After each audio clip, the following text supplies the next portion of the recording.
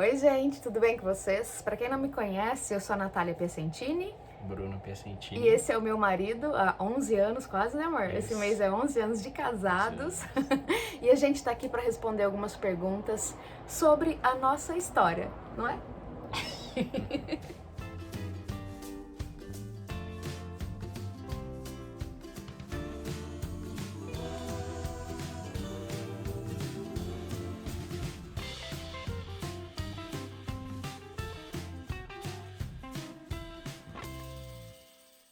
Bom, e a nossa história começa em 2005, quando nos conhecemos, nos casamos em 2010.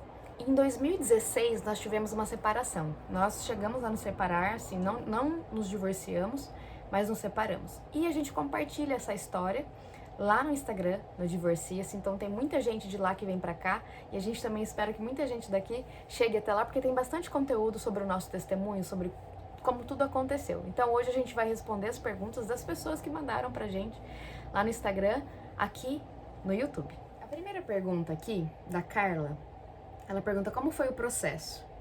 E eu acho que eu falo bastante, né, amor? Então tem que começar Muito. comigo. Eu já trabalho na área, né, gente, digital e tudo mais. Então eu já tenho mais costume. O marido é meio Sou mais tímido. tímido, né, amor? Eu também sou, tá, gente? Não se iludam, não, tá? Que eu também sou, não sou? Sim. Não pode mentir, olha só. Então vamos lá, como foi o processo? Gente, o processo durou basicamente 2 meses, assim, desde que o Bruno saiu de casa até o dia que ele voltou. Então, assim, eu quero começar dizendo que a gente ficou por anos numa situação bem difícil aqui em casa, né, amor? De muitas, o processo. muitas brigas. Isso. Antes, o processo já vem de anos antes, né? Antes dele sair, as brigas eram muito constantes, né? A gente não se entendia. Era como assim, se duas pessoas morassem na mesma casa, mas não davam assim, não se davam bem, né, amor? E apesar de eu ter nascido na igreja, na minha família, a 4ª geração de adventistas, né? Eu sou a 4ª geração de adventistas na minha família, então assim, eu tenho uma base cristã desde que eu nasci. Estudei em escola adventista, o bairro que eu morava era só adventista também, minha família também toda adventista, então assim, a gente é muito cristão. Cresci com muitos cristãos, rodeada de muitos cristãos, amigos, tudo. E mesmo assim, quando você casa, se depara com casamentos, ninguém te preparou para isso, né? Então a gente teve vários problemas, assim, que depois do processo que a gente passou, que eu consegui enxergar tudo que é necessário para um casamento, a gente conseguiu identificar onde nós erramos. Então, assim, desde o momento que o Bruno saiu de casa até o momento que ele voltou, foi um processo, assim, de descobertas, um processo, assim, bem doloroso e revelador, principalmente para mim, né? Então, eu acredito que durante esses 2 meses eu tive que, pela dor, aprender muita coisa, me voltar realmente, assim, para as coisas segundo o significado do casamento, que a gente não sabia, que eu não sabia. Eu tive que tomar conhecimento sobre isso. Então, para mim foi um processo de aprendizado, além de muito sofrimento, né? De muita dor. Mas na prática, o que eu fazia durante esse processo era realmente assim, chorar muito. Fiquei aqui sozinha, né? Não tinha a Estela, agora a gente tem a Estela, temos 3 meninas, né? Agora a Estelinha tá com 1 ano e eu tinha só a Maria, que tinha 5 na época, né, bem? Sim. 5 anos. Então, eu ficava basicamente aqui sozinha com ela, ficava na casa do meu pai, na casa da minha mãe, mas assim, buscando conhecer sobre o significado do casamento realmente. Porque até então, até esse momento que você saiu de casa, né, amor? Os dois queriam a separação. Então, assim, nós viemos de pais separados, então a gente acreditava que a separação era um caminho, né? Os dois estavam cientes de que a separação seria Na boa. verdade, essa separação a gente já queria há tempos, né? Porque assim, cada um queria fazer o que quisesse da vida, né? Sem ter que ficar muito dando satisfação. Nós chegamos nesse ponto, né? Nós chegamos nesse ponto. E algumas vezes antes a gente já chegou a, por exemplo, brigava muito feio, aí chegava na sexta-feira, ela ia pra casa dos pais, eu ficava ali mais ali próximo do meu pai e a gente ficava o final de semana assim meio sem se falar, né? É estranho, né? A gente pensar nisso hoje. A gente lembrar disso é um pouco estranho, porque precisou haver uma separação das pessoas que nós éramos para as pessoas que a gente precisava ser, principalmente eu. Eu, como mulher, eu entendo hoje o meu papel, como foi difícil. Eu era uma pessoa totalmente impossível de conviver. Eu não sei como que ele aguentou tanto tempo. Era ardida. Era ardida, né, amor? Mas é isso. O processo foi bem doloroso, o processo foi de muita entrega. Então, quando eu descobri que... A hora que ele saiu de casa foi quando eu descobri que realmente eu queria meu casamento e que realmente a vontade de Deus não é o divórcio. Então, quando eu entendi isso, eu tive que assumir uma postura diferente, uma postura de busca mesmo, de conhecimento da verdade e tudo mais. E não foi um processo fácil. Muita gente fala pra mim, é fácil você falar. Não foi fácil, não foi, mas exigiu muita dedicação, muito esforço e que fez tudo valer a pena. Então vamos lá para a segunda pergunta, né? E quando... A Edi, né? A Edi pergunta. Ediclésia Santana. E quando a outra parte quer o divórcio e não quer lutar mais, o que fazer? Então eu acho que agora é com você, né? Foi seu caso. Porque assim, depois de várias tentativas, eu já não queria mais tentar. Então quando eu saí de casa definitivamente, era pra não mais voltar. Eu tava assim, decidido, firme, e nada e nem ninguém ia me fazer voltar atrás, né? E foi assim, foi bem duro assim, né? Porque eu fui muito frio, né? Decidido, né, amor? Decidido, eu saí decidido a não mais voltar. Mesmo sentindo falta da convivência em família, da filha, né, do dia a dia, né, com a minha filha, né, de tudo que a gente passava junto, né, até das rotinas, né, das tarefas de... Até os defeitos, você tem saudade, né, dos sim. defeitos. Mas mesmo assim você ficou firme ali. Você não abriu, assim, nenhum espaço nas poucas vezes que eu fui procurá-lo. E não foram muitas vezes, porque assim, no começo, eu até fui atrás dele chorando, acho que 1 ou 2 vezes. Depois eu já comecei a entender como é que tinha que as coisas acontecerem. Não era eu ficar atrás dele que ia fazer ele voltar, né? Então eu comecei a identificar esses pontos como um estudo mesmo, né? E eu fui mudando, né, amor? Eu fui mudando e as coisas foram acontecendo. Mas ele tava totalmente irredutível, ele não me dava brecha.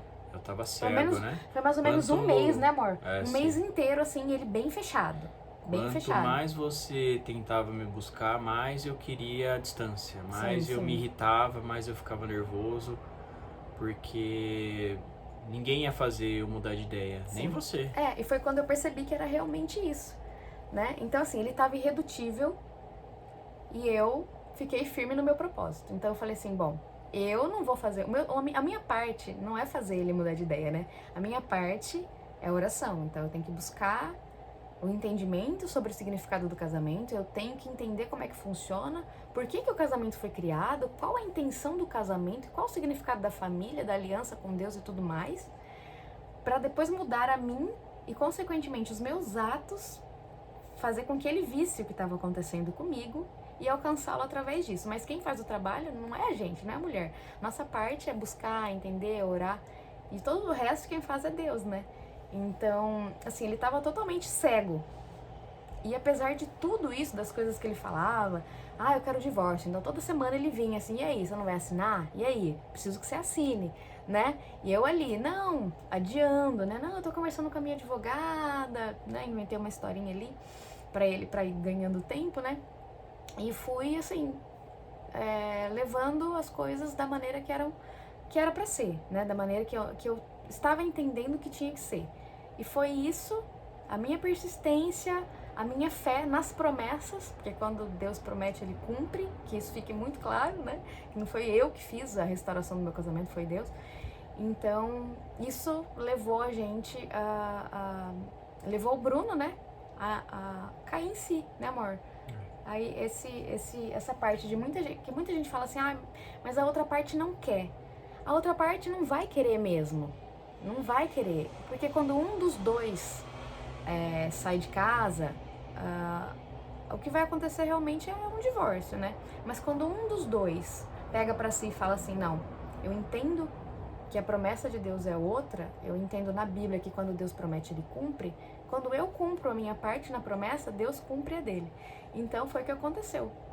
Aí depois de quase 2 meses, né, a gente começou a voltar a conversar por e-mail, coisa e tal, e ele foi amolecendo, né, amor? Mudando a postura, mudando a minha postura, eu consegui mudar ele também. Fui conseguindo enxergar algumas mudanças em você que até então eu não tinha enxergado. Das outras vezes que a gente brigava, que a gente ficava alguns dias, né, um longe do outro. Então aquilo de alguma forma me chamou a atenção. E foi amolecendo, né, amor? Sim. Bacline Ellen, é isso? É. Ela pergunta, como foi que vocês começaram a se falar novamente? A Natália cita no livro, gente, é muito importante, eu escrevi um livro que é o nosso testemunho. Tá lá no Instagram do Divorcice. A Natália cita no livro que vocês se falavam por e-mail diariamente, como 2 amigos que estavam feridos. Como foi que isso começou? Isso começou depois de mais de um mês, né, amor? Uns 40 dias, mais ou menos. Nós começamos na verdade, eu mandava muita coisa pra ele. De testemunhos de restauração, né? Coisas sobre casamento. Eu mandava músicas, ele não respondia, né? Não respondia esses e-mails. Eu não abria, na verdade. Não abria, isso. E depois desses 40 dias fora de casa, aí ele começou a ler, ouvir, e começou a conversar comigo por e-mail. Então ele começou a contar o que ele estava sentindo, começou a dizer que queria ter feito diferente, e que estava triste por ter saído lá fora. É como se a gente fosse 2 amigos, um conversando com o outro, mas como se fossem outras pessoas, né, amor? E a gente conversou por um tempo, até o dia que ele veio até mim e falou, olha, eu vou dar entrada no litigioso. Eu vou pedir o litigioso porque você tá demorando muito. Eu quero divórcio. E foi nesse dia que eu falei pra ele, olha, eu não vou assinar o divórcio. Falei bem firme, né, amor? Eu não vou assinar o divórcio porque eu acredito que Deus vai restaurar meu casamento. E ele ficou uma fera, né? Ficou muito bravo. Isso era uma sexta-feira? Não lembro. Acho que foi uma sexta-feira. Na segunda-feira eu recebi um e-mail do advogado dele, que também era o meu advogado, né? Assim, mas antes da separação. Na separação era advogado só dele. Meu advogado depois da separação era Deus mesmo. E daí o advogado dele mandou um e-mail falando, olha, eu preciso que você venha aqui, a gente quer fazer um divórcio amigável e coisa e tal. E eu respondi pro advogado falando assim que não haveria divórcio, que eu não iria assinar, porque eu acreditava que Deus iria restaurar meu casamento. E foi quando ele mandou de novo outro e-mail falando, olha, eu entendo sobre a sua fé e coisa e tal, mas eu preciso que você venha assinar. Isso o advogado, né, mandando um e-mail. E mais uma vez eu respondi com a mesma resposta, Deus vai restaurar meu casamento, não vai ter divórcio. Então eu declarei aquilo pra ele e pro mundo e pro Bruno. Então ele estava ciente agora da minha posição. Então, durante alguns dias, se passaram alguns dias, a gente ficou sem se falar, né? A gente perdeu um pouco o contato aí, não lembro quantos dias, uma semana, 2, acho que não chegou a ser 2, né? Foram menos. E daí apareceu um e-mail dele na minha caixa de e-mail, falando que tinha tentado entrar com o litigioso, mas que não conseguiu. O e-mail era esse, né? Era mais ou menos assim, mais ou menos por aí. Ele não tinha conseguido entrar com o litigioso. Na hora que eu li, eu não entendi muito bem o que estava escrito, porque eu acho que aí eu interpretei de outra maneira. Eu achei que ele estava falando que ele não aguentava mais, que ele queria realmente o divórcio. Eu nem respondi o e-mail, comentei com as minhas amigas, e minhas amigas falaram, mas você leu direito que tá aqui escrito? Aí eu, não tô entendendo. Não, ele tá falando que ele não conseguiu entrar com litigioso, que possivelmente ele quer conversar com você e vocês reatarem e tudo mais. Nossa, mas foi uma surpresa, assim, pra mim, né? Deus mostrando ali que realmente ele tava à frente de tudo.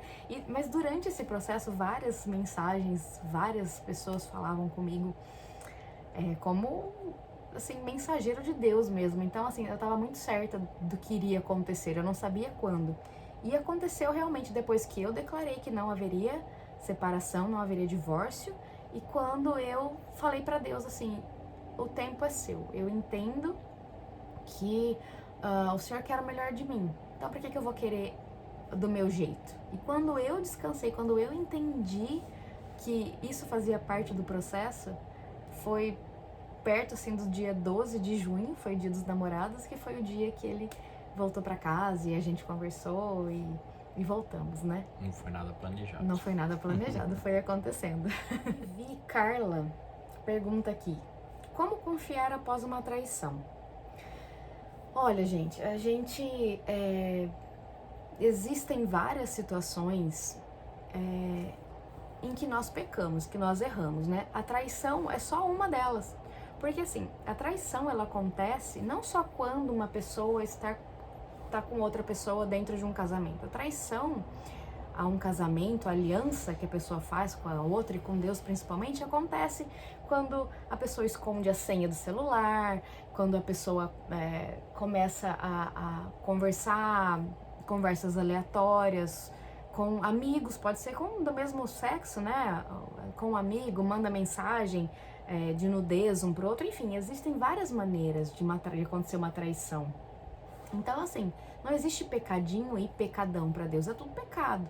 Então, quando a gente entende a negligência que a gente vive dentro da nossa própria casa, muitas pessoas falam assim, mas eu sou uma esposa muito boa, eu não merecia ter sido traída, né? Mas, vem cá, tudo bem, a gente pode entender o seguinte, o quanto que eu estou fazendo pro meu casamento, que também é considerado uma traição, né, contra a minha aliança. Eu tô deixando de cuidar do meu marido, eu tô deixando de cuidar da minha casa, então, assim, existem vários fatores que a gente entende como traição. Agora, uma traição com outra pessoa, eu acredito assim, quando existe esse erro de traição, um marido traiu a esposa, por exemplo, o que precisa ser feito? Entender naquele contexto que aquilo é pecado, pedir perdão para Deus, né? E pedir perdão pro cônjuge e mostrar ali para essa pessoa e para todo mundo, inclusive os familiares, etc e tal, que você quer uma mudança, que você errou, que você está disposto a mudar.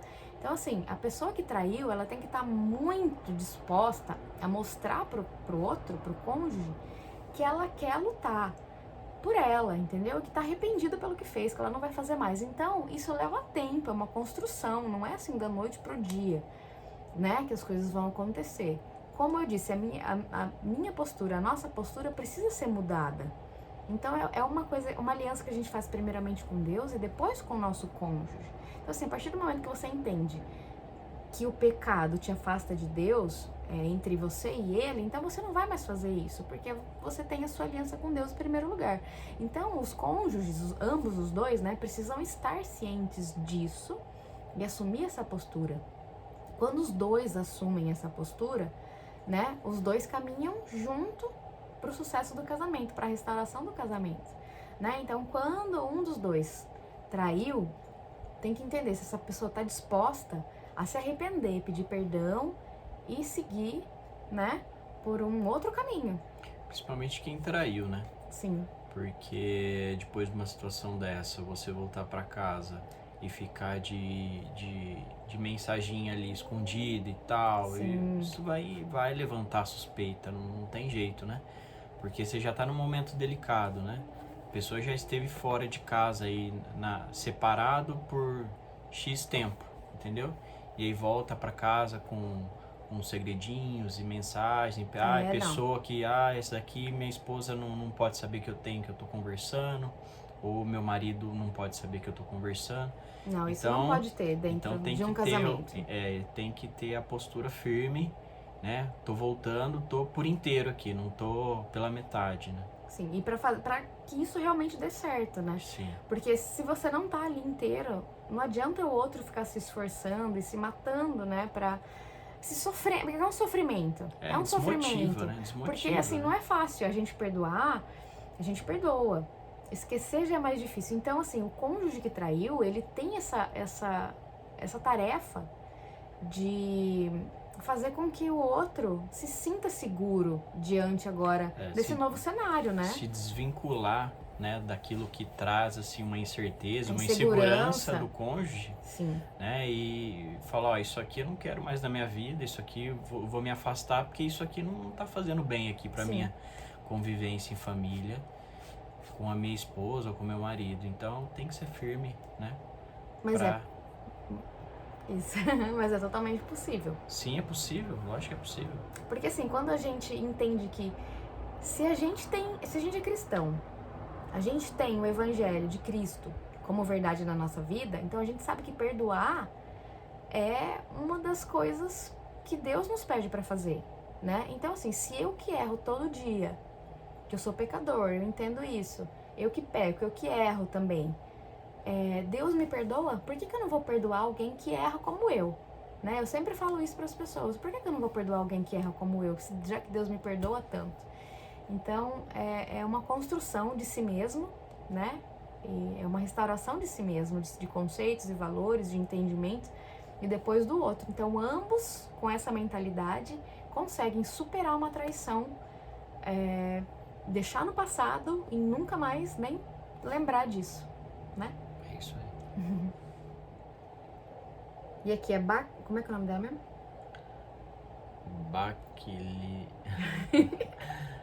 Baclinielen.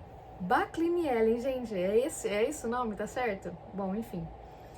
Ela pergunta aqui pro Bruno: qual foi o ponto de virada que te fez cair as vendas dos olhos, né? E voltar pro casamento? Foi um momento assim que bem marcante, porque o contato que eu tinha, né, o meu elo de contato era a minha filha, né? Maria.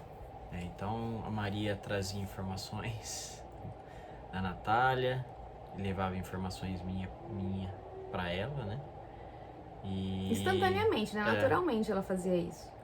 E assim, a Maria eu via ela praticamente todos os dias, né? Porque acho que eu levava ela no colégio, né? Levava e trazia. Mas aos finais de semana, final de semana sim, final de semana não, ela ficava comigo, né? Então de 15 em 15 dias a Natália deixava ela comigo, me entregava ela bonitinha, cheirosinha, roupinha arrumada, malinha pronta, e deixava na porta da casa dos meus pais, onde eu tava ficando. E numa dessas idas, ela já tava, acho que foi mais depois de um mês, né? Ela falou assim, ó, posso pedir uma coisa? A Natália me falou no portão. Eu falei, pode pedir. Então, a Maria, ela tem assistido os cultos de sexta-feira, né? De pôr do sol, né? Do sábado. E ela gosta muito de uma música e eu queria que você ouvisse com ela, né? Pra fazer a entrada do pôr do sol, né? De sexta-feira. Eu falei, tudo bem, vou fazer isso. E aí ela me mandou, ela falou, vou mandar pra você o link da música, né? Que tá no YouTube. E aí você ouve com ela. Então esse foi o momento, assim, da virada. Porque, que acontece? Há alguns dias eu já tava, assim, já debatendo comigo mesmo, né? Se esse era o caminho mais correto, pensando, assim... sobre o divórcio. Pensando família, na evolução da minha filha, né? E falei, como, né? Eu tive a experiência de crescer com pais separados, a Natália também. Então eu falei, não foi uma coisa legal, né? Por que eu vou proporcionar isso, né? Então eu vinha já há alguns dias pensando sobre isso. Espírito Santo. Já tava trabalhando em mim. E aí nessa sexta-feira eu peguei a Maria, a gente entrou pra dentro e aí ela guardou as coisinhas dela. E ela falou, pai, vamos ouvir aquela música, assistir aquele clipe? Vamos. Então esse foi o momento assim de virada que a hora que eu comecei a ouvir a música, eu caí de joelhos no chão assim, e nossa, eu só chorava. Aí minha filha veio e me abraçou e a gente chorou junto. E esse foi um momento assim bem marcante de que eu tive certeza, sabe, que a minha escolha de ir embora para não voltar mais não era uma escolha correta. E eu me senti tocado ali por Deus, né? Realmente Deus estava me tocando, trabalhando em mim, né, para que o desfecho da história fosse diferente. Então essa foi a virada de chave. A Maria foi uma chavinha fundamental, né, amor? Foi alguns dias atrás, né? Desde o começo, vamos dizer assim, né? Ela nunca se sentiu confortável com a situação, né? Ela tinha 5 anos, né?